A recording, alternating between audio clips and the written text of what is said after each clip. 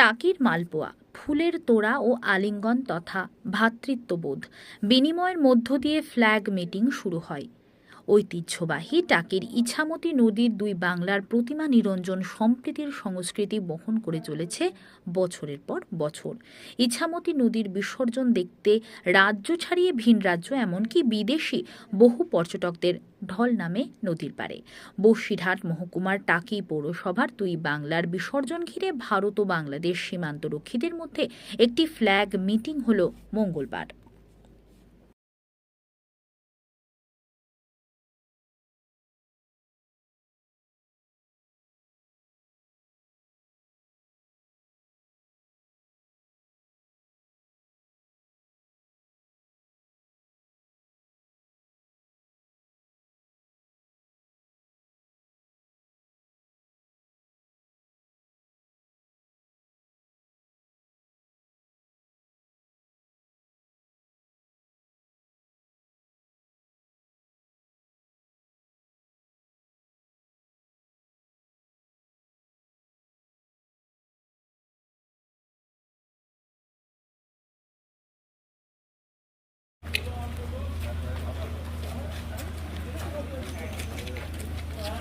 list নাম পড়েনি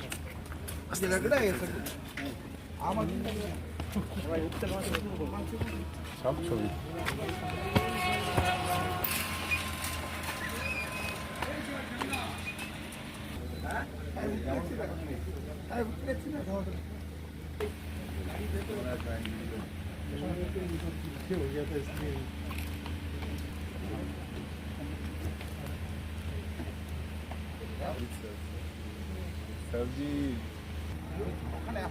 আমরা প্রতি বছরের মতো এবছরও বিএসএফ, বিজিবি, ভারত বাংলাদেশ যৌথভাবে আজকের যে বৈঠক, এই বৈঠক প্রথমেই একটা কথা বলবো, অত্যন্ত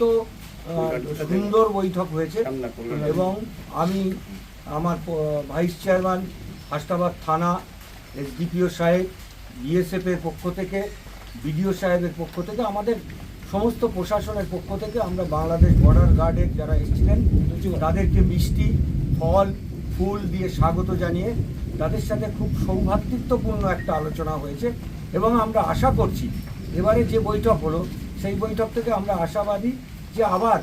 পুরনো যে ঐতিহ্য ছিল সেই পুরনো ঐতিহ্য অনুযায়ী টাকি ইছামতি নদীর ভাসান আগামী 13ই অক্টোবর অর্থাৎ রবিবার